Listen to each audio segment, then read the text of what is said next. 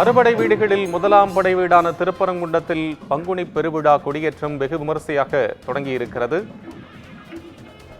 திருப்பரங்குன்றம் முருகன் கோயிலில் பங்குனி பெருவிழா கொடியேற்றத்துடன் தொடங்கி இந்த வைபவம் அடுத்த 15 நாட்களுக்கு நடைபெற இருக்கிறது என்பதை பார்க்கின்றோம். கூடுதல் விவரங்களுடன் செய்தியாளர் நமது அருண் இணைப்பில். அருண், இப்ப இந்த திருப்பரங்குன்றத்தில் பங்குனி பெருவிழா வெகு விமரிசையாக நம்ம ஆண்டுதோறும் நடைபெறதை பார்த்திருக்கோம். இந்த ஆண்டு நடைபெறக்கூடிய இந்த வைபவம் தொடர்பான உங்களுக்கு விவரம். கோபாலகிருஷ்ணன், அறுபடை வீடுகளில் முதற்படை வீடான திருப்பரங்குன்றம் அருள்மிகு சுப்பிரமணிய சுவாமி திருக்கோவிலில் பங்குனி திருவிழாவானது இன்றைய தினம் கொடியேற்றத்துடன் தொடங்கியிருக்கிறது. இன்றைய கொடியேற்ற தினத்தில் ஏராளமான பக்தர்கள் கலந்து கொண்டு சாமி தரிசனம் செய்து வருகிறார்கள்.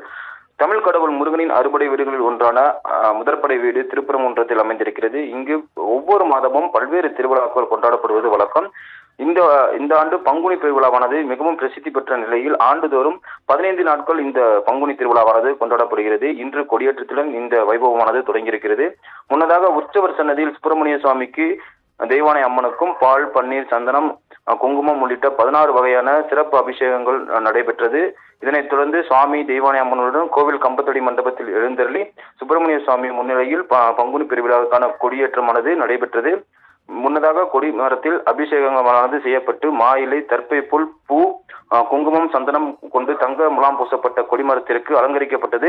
விழாவினையொட்டி சுப்பிரமணிய சுவாமி தெய்வானையுடன் தினமும் காலை மாலை இருவேளைகளிலும் பல்வேறு வாகனங்களில் எழுந்திருவார். காலையில் தங்க பல்லாக்கிலும், மாலை வேளையில் தங்க குதிரை, வெள்ளி பூத வாகனம், வெள்ளி யானை வாகனம், அன்ன வாகனம் உள்ளிட்ட பல்வேறு வாகனங்களில் எழுந்தருளி வீதி உலா வந்து பக்தர்களுக்கு அருள்பாலிக்க இருக்கிறார்.